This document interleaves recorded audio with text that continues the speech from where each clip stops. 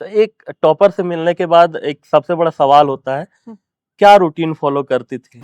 जो सब्जेक्ट आपने बताया, पांचों सब्जेक्ट, उसमें आपको सबसे ज्यादा किसमें समय देना पड़ा? क्योंकि जो टॉपर है या कोई भी वैसे हाँ। इंसान है, सबका एक सब्जेक्ट कहीं ना कहीं न- थोड़ा डाउन होता ही है। हाँ। एक और सवाल आता है, अभी का जो दौर है मोबाइल का, हाँ। काफी पेरेंट्स अपने बच्चों को कोसते हैं और ये चीज सही भी है। हाँ। बच्चे दुरुपयोग कर भी रहे हैं, इसमें कोई संदेह है नहीं। नहीं। क्या आप मोबाइल का प्रयोग करते थे? एक मिथ्या रहती है कि जैसे +2 हाई स्कूल का आपने नाम लिया, एक गवर्नमेंट स्कूल है, हाँ। सरकारी स्कूल है, ये मिथ्या रहती है कि वहाँ पढ़ाई लिखाई नहीं होता है या उस तरह का व्यवस्था नहीं होता है। इस पर आप क्या कहना चाहते हैं? क्या किस तरह का खाना बनाना पसंद है आपको? नमस्कार, मैं महराज और आप देख रहे हैं आपकी सभा। शिक्षा किसी भी परिस्थिति या संसाधनों की कमी का मोहताज नहीं होता है। ये बात कई बार सिद्ध हो चुकी है और आज जब झारखंड सरकार ने, जैक ने अपनी 12वीं कक्षा बोर्ड का जो रिजल्ट जारी किया है, इसके बाद आज इस बात को दोबारा प्रूव किया है साक्षी ने। हम आज गिरिडीह जिले के साइंस स्ट्रीम से टॉपर साक्षी गुप्ता के साथ बैठे हैं, उनसे रूबरू कराएंगे, बातचीत करेंगे। और इनका अगर स्टेट में आप देखते हैं तो पूरे स्टेट में 4th नंबर पर ये मार्क्स लेके आई है। एक बड़ी बात होती है कि साइंस स्ट्रीम में स्टेट में 4th लेवल पर जाना और अपने जिले में टॉप होना। तो सबसे पहले हम मिलवाएंगे साक्षी से, बातचीत करेंगे और जानेंगे कि यहाँ तक पहुंचने के लिए परिवार वालों का क्या सहारा रहा, क्या मदद रहा, गुरुजनों की क्या भूमिका रही, खुद साक्षी से कितना संघर्ष करना पड़ा, कितना खुद को मनाना पड़ता है कड़ी मेहनत करने के लिए। स्वागत कीजिए हमारे चैनल में गिरिडीह जिला टॉपर साइंस स्ट्रीम से 12th बोर्ड टॉपर साक्षी का। साक्षी जी, स्वागत है हमारे चैनल में। Thank you so much sir. पहला सवाल हम वहीं शुरुआत करते हैं। आज जब रिजल्ट आया, लगभग 12:30 बजे रिजल्ट जारी हुआ, सर, आपको रिजल्ट पता चला, सबसे पहला रिएक्शन क्या था? सबसे पहला मतलब मैंने जब अपना रिजल्ट देखा तो मुझे बहुत ज्यादा खुशी हुई, मैं खुशी के मारे उछलने लगी। मैं वो पल आपको मतलब शब्दों में बयां कर ही नहीं सकती कि मेरे मन में कितनी खुशी थी कि मैंने जब, और उसके बाद जब मुझे और ज्यादा खुशी तब हुई जब मैंने डिस्ट्रिक्ट टॉपर का लिस्ट देखा। इसके बाद जब स्टेट टॉपर, जब हमारे स्कूल के प्रिंसिपल सर ने हमें बताया कि स्कूल टॉपर स्टेट टॉपर में आप 4th रैंक पे, तो मैं आपको शब्दों में बयां ही नहीं कर सकती कि मुझे कितनी खुशी हुई जब मैंने ये न्यूज सुना। तो जब आपको पता चला कि आप स्टेट में 4th 4th टॉपर रैंक। हैं और गिरिडीह जिले में टॉप किए हैं, सबसे पहले बात, इस बात को आपने किसने बताया? मम्मी को बताया या पापा को बताया? सबसे पहले मैंने, मम्मी पापा दोनों दुकान में थे, तो मैंने मतलब कि घर में देखा था और मैं जा ही रही थी अपना रिजल्ट बताने के लिए। उसी के बीच में मुझे प्रिंसिपल सर ने फोन किया और मुझे बताया, तो मैंने दोनों को एक साथ में ही बताया। सबसे पहले मैंने इस बात को अपने मम्मी पापा को ही बताया। जी, एक बड़ा बात है। जिस लोकेशन में हम बैठे हैं, गिरिडीह से आने से लगभग 30 किलोमीटर की दूरी में ये जगह है, छुटकी खरगडिहा। पुराना यहाँ का इतिहास है और व्यावसायिक तौर पर बहुत ही उभरता हुआ क्षेत्र अभी है ये गिरिडीह जिले के लिए। यहाँ आप कहाँ से पढ़ाई की थी? 12th का जो स्कूल है आपका, वो कहाँ का था? +2 उत्क्रमित उच्च विद्यालय छोटकी खरड़िया, यही मतलब कि चौक के उधर उस साइड का अपना ही गांव का स्कूल है।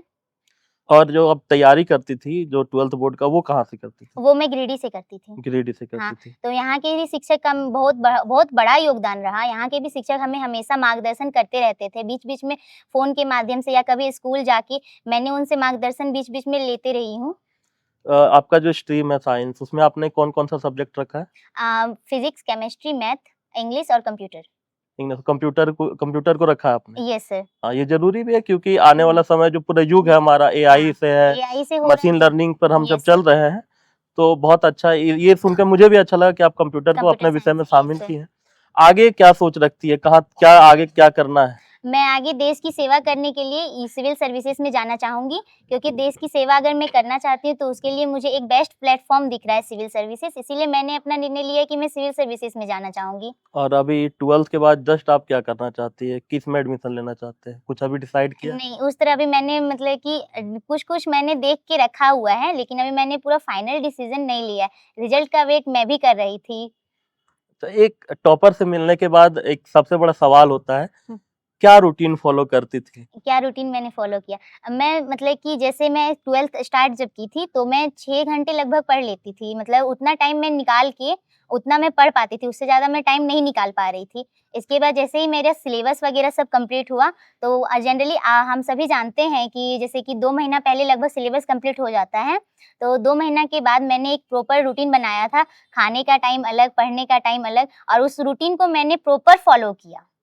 जो सब्जेक्ट आपने बताया, पांचों सब्जेक्ट, उसमें आपको सबसे ज्यादा किसमें समय देना पड़ा? क्योंकि जो टॉपर है या कोई भी वैसे हाँ। इंसान है, सबका एक सब्जेक्ट कहीं ना कहीं न- थोड़ा डाउन होता ही है। हाँ। आपका कौन सा सब्जेक्ट जिसमें मेरा आप समय नहीं सब्जेक्ट जाता? डाउन मतलब कि उस तरह में, जैसे कि मैंने 10th दिया था, तो उसमें भी मेरा मैथ्स सबसे फेवरेट सब्जेक्ट था, और इसमें भी अगर मैं समय की बात करूँ तो मैंने सबसे ज़्यादा समय मैथ्स में दिया है, क्योंकि मैथ्स में थोड़े चैप्टर्स भी ज़्यादा होते हैं, और उसमें समय मतलब देना वो आवश्यकता, वो बुक की डिमांड ही होती है कि इसमें समय चाहिए। जब तक आप बना के मैथ्स नहीं देखेंगे तब तक एग्ज़ाम में सही कैसे बनेगा? इसके चलते मैंने जब सबसे ज़्यादा प्रैक्टिस मैंने मैथ्स में ही किया था।